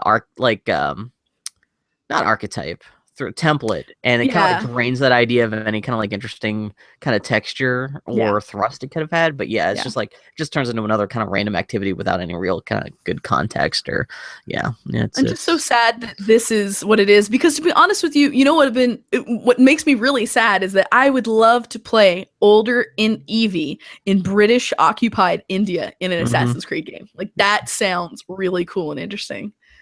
But then you wouldn't be able to do all the steampunk stuff. Anyway, that's my talk about Jack the Ripper. Bill, what else did you do this week? I got in the mail. There's this thing I didn't even hear about before until just recently. It's called Legends of Localization. There's this famous localizer, guy who translates stuff from Japanese into English, named Tomato. I forget what his real name is, but he started off by I guess like 10 15 years ago. What he would do, he would take Japanese ROMs that hadn't been translated into English or had been translated poorly, and he would create his own like superior translations and release them as his own essentially ROM hacks with like a better translation. I think he may have done like his own home baked translations of some of the Final Fantasy games. He like made better translations and stuff. And I guess since then he's actually been hired to become an actual like professional localizer. But he still writes about localization and stuff on during his free time online and stuff. And so I guess he collected all of his thoughts about the translation of The Legend of Zelda, the first Zelda game for the NES, and published it as a book you can get it through fangamer.com, or is it fangamer.net? Whatever, just Google Fangamer Legends of Localization. And it's this really nice hardback book about not only the translation, but all the changes made from Zelda, from the Japanese version of the original Legend of Zelda to the American version, both just even like the art design of the manual and the packaging, to just talks about just like different cultural reasons why some things were changed and some things weren't.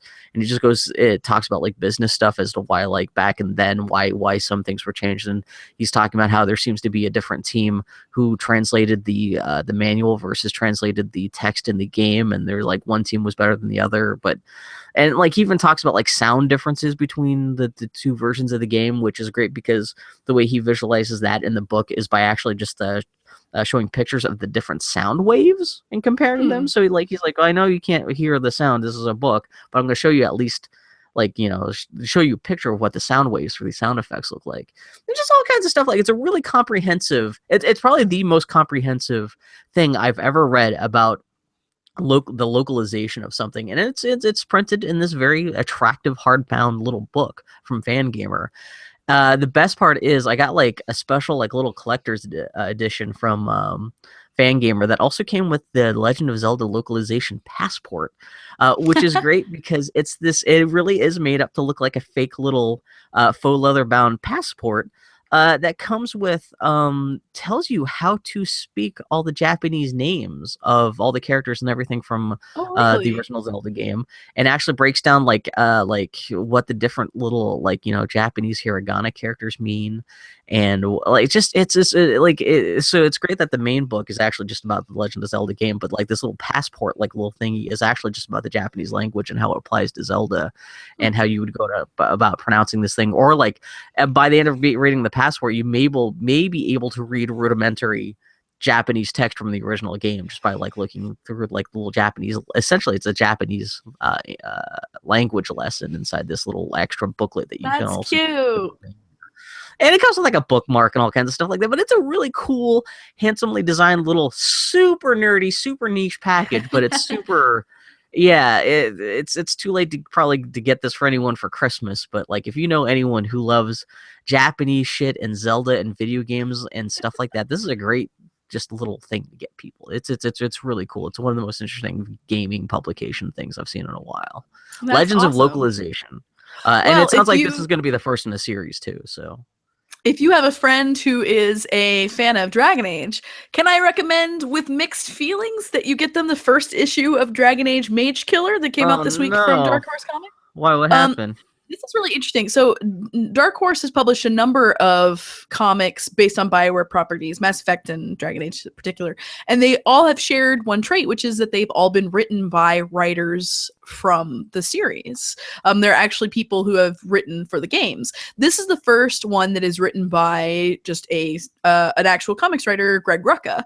I didn't realize Greg Rucka was writing that. Okay. Yeah, Greg Rucka is a big Dragon Age fan and has been wanting to do this, and got to talk to BioWare and pitch this series that is in parallel to the events of Dragon Age Inquisition. It actually takes place, it looks like, gearing up to be into Winter, this land that we barely get to see in Dragon Age Inquisition that is very much so in the heart of this kind of growing conflict in the world of Dragon Age.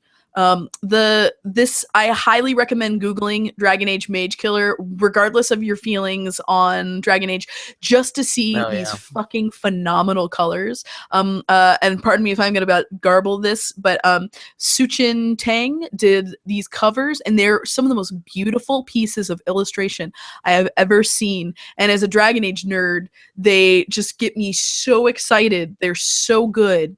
The interior art, unfortunately, does not even come close. Oh man, those covers are nicely done enough. That's a real heartbreaker.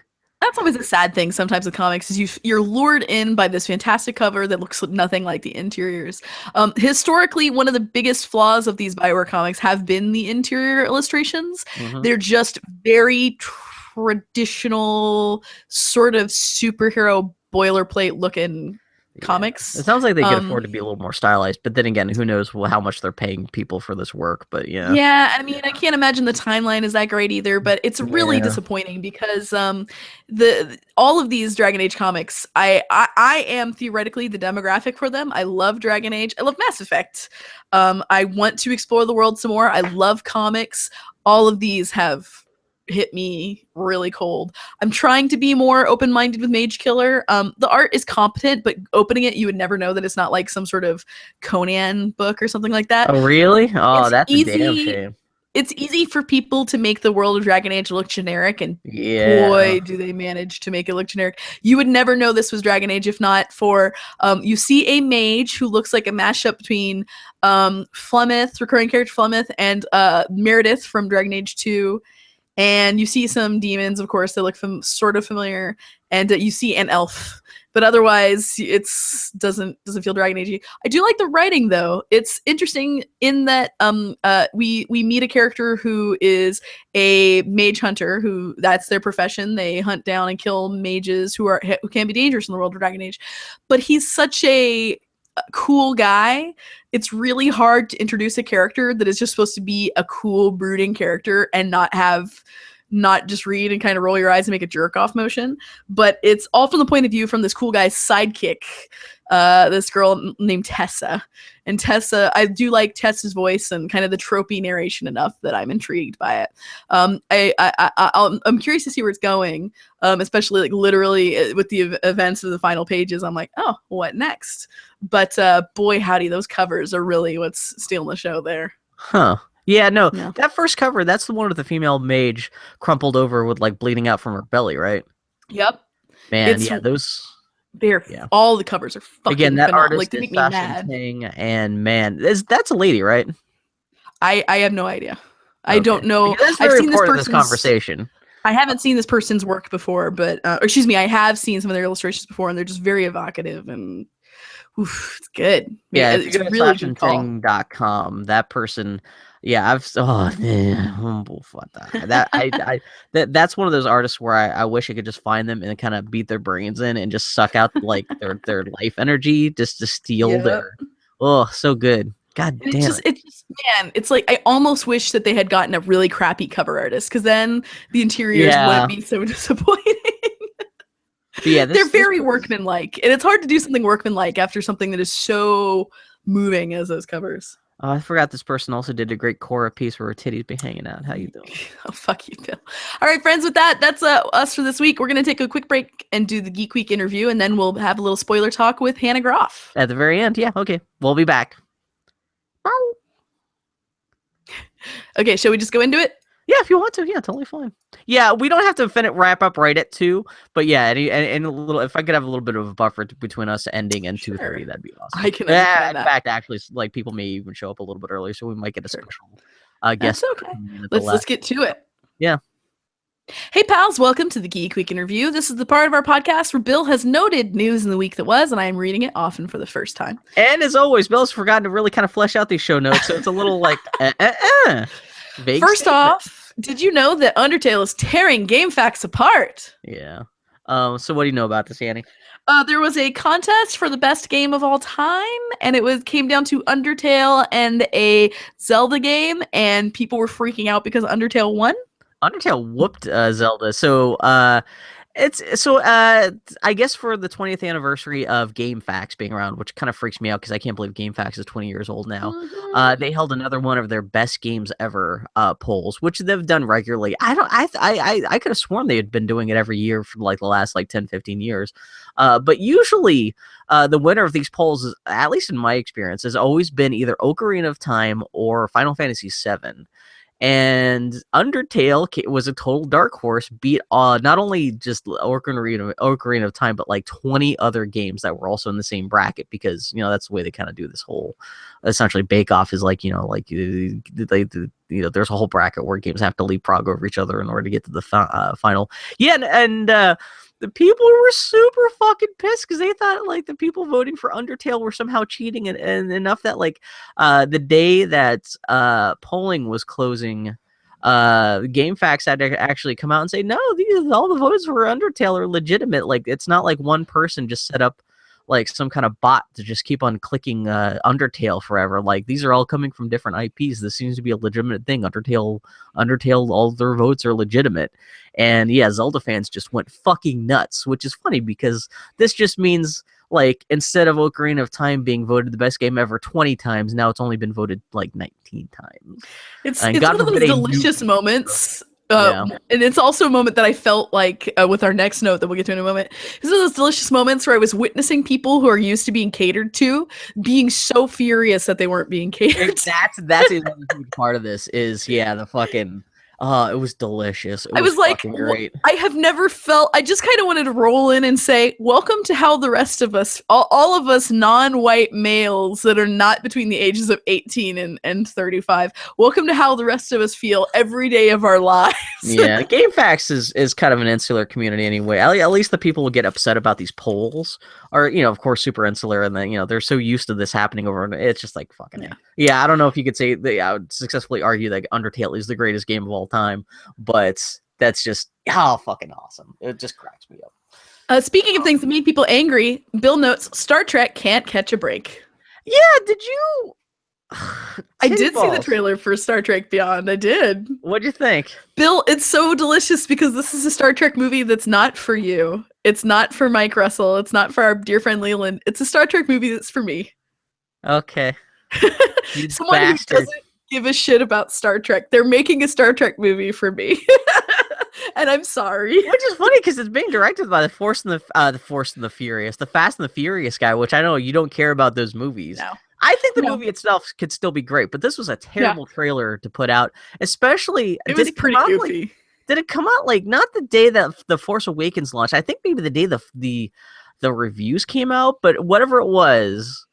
I saw it both online and before The Force Awakens. Yeah, it seems like the ultimate concession that Star Wars has lost, or that Star Trek has lost to Star Wars, that on the week where Star Wars comes out becomes maybe on its way to become the most popular film of all time. It is the new Star Wars has already trounced like opening day records all over the world. That on the week that the new Star Wars comes out, sold almost entirely based on the merits of its own aesthetic, that you've got this Star Trek trailer that is trying so hard to not be Star Trek, to lure other people in, desperately trying to lure other people in with this Beastie Boys song that was they already kind of pulled this trick with the very first trailer for the very first Star Trek reboot back in 2009, because that started off with the exact same Beastie Boys song. Yeah. And they're doing exactly what the Force Awakens is, which is remember this, to lure people in. It's rough. That trailer looks dumb as shit, silly and goofy, and I will go see it and have a good time. Yeah, even to the point that even Simon Pegg had to come out and be like, you know what? The movie's better than the trailer. That's essentially what he had to come out and tell people this week. Where he's like, yeah, I know that doesn't seem like Star Trek, but don't worry, the actual movie's going to be Star Trek. It's almost like they don't have to sell Star Trek to people who are interested in Star Trek. They have to sell it to people who want to. This ain't your mama's Star Trek. Fire, dunk, like Poochie move, like that sort of stuff. It really is the poochification of Star Trek. Yeah. Which has been the whole point of these. I do love the idea of what the story seems to posit, though. The idea of the Enterprise crew just ends up being stranded on an alien planet after the Enterprise is destroyed, and they have to work, to work together with an alien culture there to survive. Which, that's a very kind of Star Trek episode idea for a Star Trek story. So we'll see what. Yeah, who knows what the final movie is? But it was one of those moments where I'm like, this isn't for you, and I'm sorry. Yeah. I'm sorry, you guys. I know that's upsetting. Oh no! See, the big thing is you're going to be so into the trailer, but the movie's going to come out. You're not going to like it, and the fans aren't going to like it. So it's going to be a watch for everybody. That's the thing.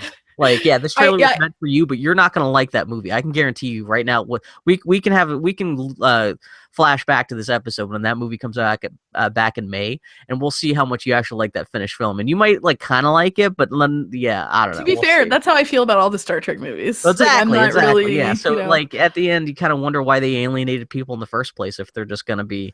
Yeah, I don't know. So trying to serve all them masters. Yeah, but that's the thing. Yeah, but did you know that Ghostbusters posters and first promo photo were released this week? Did you see that stuff? Yeah, it's some good shit. Fucking posters was just. I saw some people being like, "Oh, I see. They're trying to get all gritty and grim, dark with Ghostbusters." And I'm like, "You motherfuckers! If those were pictures of the original 4 Ghostbusters on those posters, everyone would be applauding. And just because it's ladies that you don't like, you're like, oh, it's stupid. It's trying to make them look badass when they're not badass. They're just ladies." I'm like, "Fuck you." Those are cool fucking posters. Yeah. So especially Patty and the fucking the hot lady with the scientist lady with the fucking the hair. I only call her scientist lady because according to the character descriptions they officially put out this week, like she's a nuclear physicist, whereas Patty the black lady, I think she's supposed to be some kind of like seance lady or something like that. She's more like metaphysical kind of. I don't know. It's funny that all the characters. It looks fun. Again, movie may be terrible, but it looks fun. It looks fun. Yeah, it looks pretty goddamn cute. Tarantino accused Disney of bumping The Hateful Eight from the ArcLight Cinema, the biggest 70mm theater in LA, so it can keep showing nothing but Star Wars through the holidays. That's kind of a dick move since there's only so many 70mm theaters in the country that can show Hateful Eight. Yeah. That sucks for Tarantino, but I also kind of feel like as a movie owner, if I were the person in charge of making these calls, I would probably say keep that Star Wars going too, buddy. Well, suppose he claims that the movie theater owners they had signed up the contract for the Hateful Eight and they still wanted to show the Hateful Eight, but it was Disney saying if you don't show Star Wars, we're just not going to let you have Star Wars at all. Like once Hateful Eight leaves your theater in 2 weeks, you're just not going to have anything to show because we're not going to give you Star Wars. So said, okay, we'll show Star Wars, but that's a dick move. I'm kind of surprised. It is a dick move. That is. Yeah. Oh, well. This week, the fantastic, as Bill notes, fantastic. This is actually the duration of Bill's note. Open quotes, fantastic breast trailer, unquotes. Did you see this, Annie? Remember this? I saw the trailer online, and I also saw it in theaters, and before the Star Wars movie, and the best part of it was the little girl next to me leaning over to her father and saying, "Is Harry Potter in it?" Oh, no. And her dad had to say, "No, it's before that." And she just sat down and just shaking her head like... No. It is funny because it's about a guy with a bunch of titties and a briefcase. It's gonna be a fucking horror movie. But yeah, it looks like Doctor Who actually more than anything else still consistently. But yeah, it'll be interesting to see post Harry. Curious to see. Yeah. Super was doing the music because it sounded like they were almost like gonna intro. It almost sounded like there was a little bit of the John Williams Harry Potter music that was about to start in the trailer, but then it kind of waffles away from that. But yeah. Yeah. It was interesting. Super Mario 3 PC demo footage was uploaded to YouTube. So this was id Software, the company that made Doom. Back before I think they made Doom, they tried to convince Nintendo to let them to create a PC version of Super Mario Brothers 3. And so like this is like back in 1991, I think. They of their own volition decided to essentially cook up their own, like the first couple stages of Mario 3, cook up their own port of that and show it to Nintendo. And people had always heard about that this has happened, but no one had seen any footage from this. But this week they uploaded the footage from the YouTube, and it looks kind of, it's almost what you would expect Super Mario Brothers 3 running on kind of like a CMYK PC monitor in 1991. It kind of looks and sounds like Super Mario Brothers, but like Mario, instead of having Mario run to fly, he just kind of flies all over the place just with the push of a button, and some of the basic gameplay stuff doesn't work. But you know, it's not completely off. But it's funny how like it's funny that things after this game switched so much where like PCs were so much more powerful than consoles. It's funny to think in 1991 that a PC it could not even come close to making a game that looked as good as Super Mario Bros. 3 did on the console. But yeah, this could have changed history, because if Nintendo, or if this company, if it had gotten the license to make Super Mario Brothers on the PC, it's entirely possible that he would have never wound up developing Doom later. Yeah. And like the whole development of like first-person shooters and the whole gaming culture on PC could have been entirely different if Nintendo had let them do this. But yeah, but it's just an interesting little piece of gaming history that got uploaded for the world to see this week for the first time. Very much so. Huh. So yeah. What an alternate universe that is, my friend. See. Sony scooped up Kojima with a shovel. Wait, no, not a shovel. What's that machine that's like a shovel? Bulldozer. Wait, what? Yeah. Yeah, so Sony, isn't he still calling his new company Kojima Productions? Yeah, but did you see the logo he's got for this new version of that? It actually looks really cool. It's a skull, like in his helmet. There's like little dial, you know. It's almost like a Spartan sort of like headdress sort of thing. I admit, it looks really cool. I am a noted Kojima hater, but good luck to him. I'm glad to see he finally got out of Sony and could actually come out, or he got out of Konami and was officially allowed to tell everyone that he's going to work for Sony. I'm assuming that part of the reason why Kojima was not allowed to go to the Video Game Awards a couple weeks ago was probably because he was probably going to announce this at the Video Game Awards, that he was going to be joining Sony, and he hasn't said specifically what kind of game he's making. He said he's already is working on something for Sony. It didn't even occur to me that Sony would pick him up directly too, because all of his most famous stuff has been made for Sony platforms. No. He had done stuff for the Sega CD. What am I talking about? But, the Metal Gear stuff was all Sony stuff. So it makes sense that they would scoop him up directly and say, hey, if Konami's not going to keep you around, we'll throw it on for you. So. And the part of this that gave me a consciousness rising headache, though, was when I was staring at the website for the new Kojima Productions. Yeah. And I was looking at all the job listings, all these job listings that they had open. And I was like, man, all those poor fuckers who actually were Kojima Productions are unemployed and just struggling right now, and here he is scooped up with a big fat payout, I'm sure, from Kojima to say goodbye to him too. And yeah. What else? Jean-Ralphio and Napoleon Dynamite were credited in The Force Awakens as BB-8 consultants. I may have gotten this wrong, because since then I've heard it's not Napoleon Dynamite, but it's Bill Hader. That supposedly they worked together to be the voice of BB-8.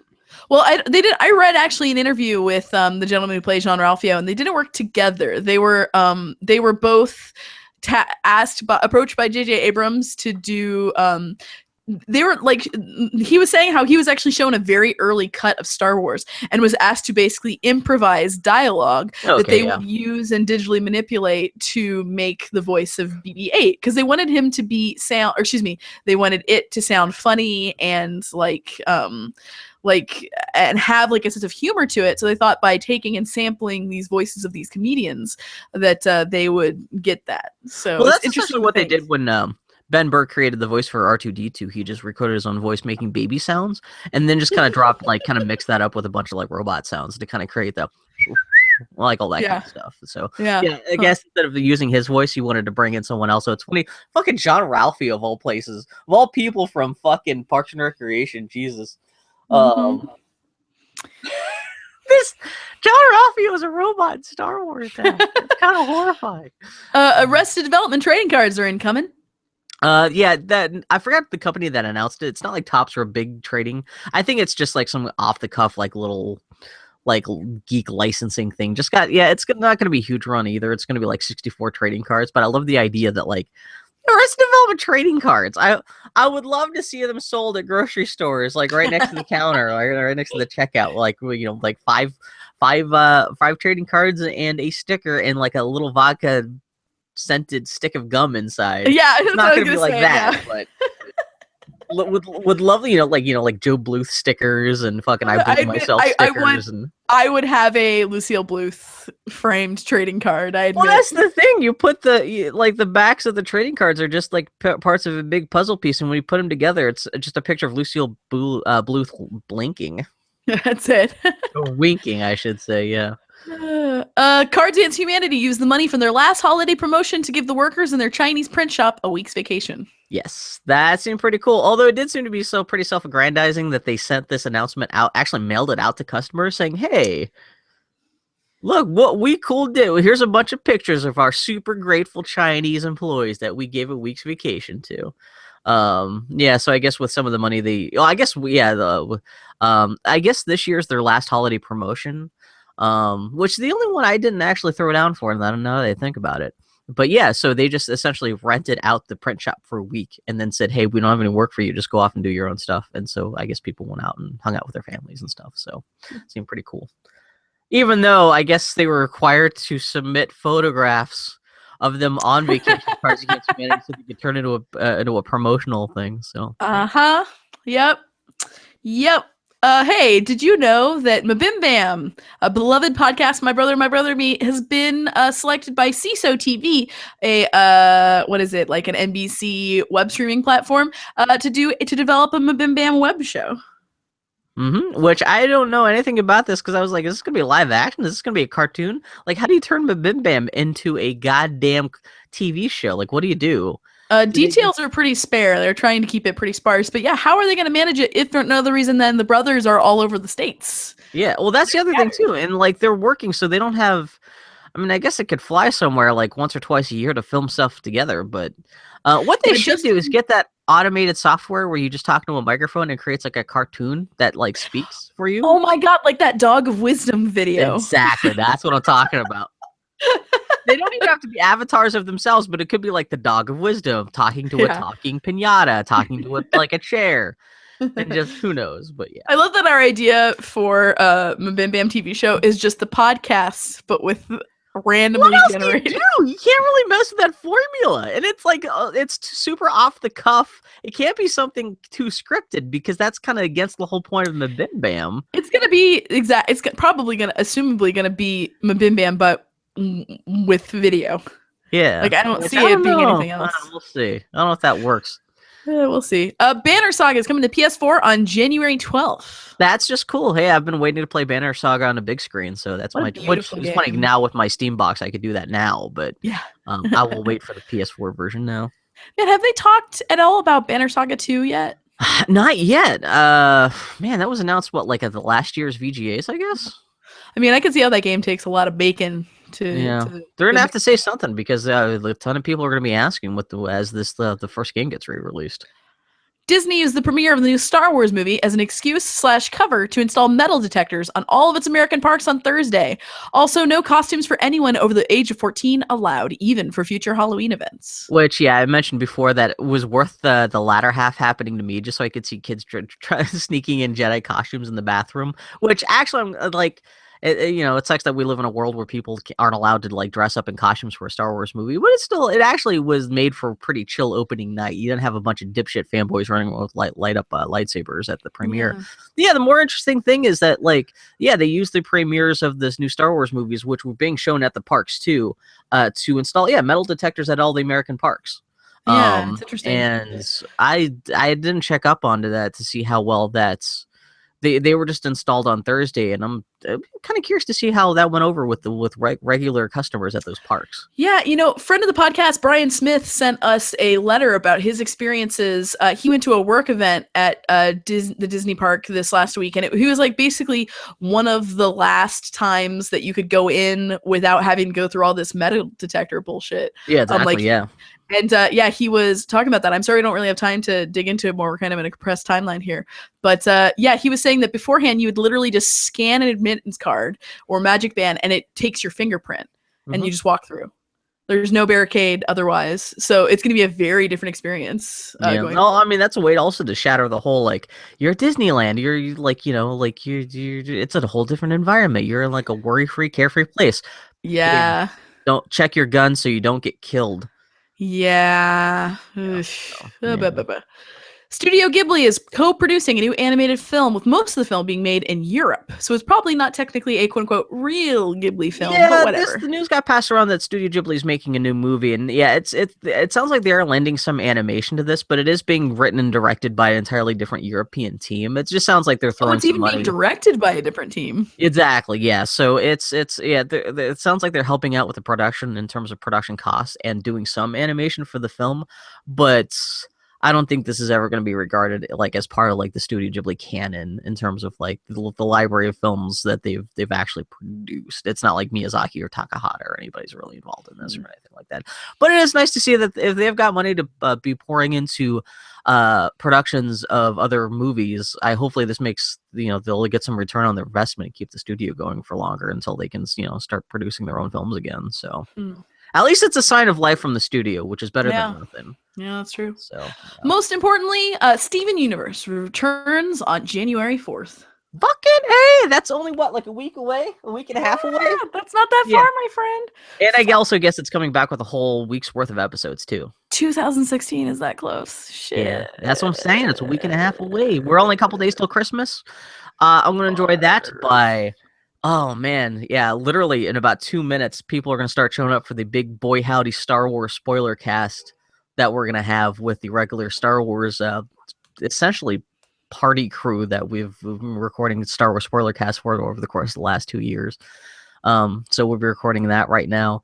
Maybe we'll be eating some Swiss Colony that just arrived yesterday while we record. Nice. I'm very excited for your seasonality, Bill. Yeah. I've got a Forest Friends log if you want one. Well, friends, we're going to take a little break, and then we're going to have a little bit of Star Wars The Force Awakens spoiler talk with friend of the podcast, special pal, Hannah Groff, who has herself never experienced a Star Wars. So we'll get a fresh-faced perspective. And as Bill mentioned, stay tuned for a fully-fledged, fully-throated Star Wars spoiler cast with your usual crew. Yeah, that'll be showing up as a different episode on the feed in the next couple days. All right, dude. Yay! I will send you this MP3. What you should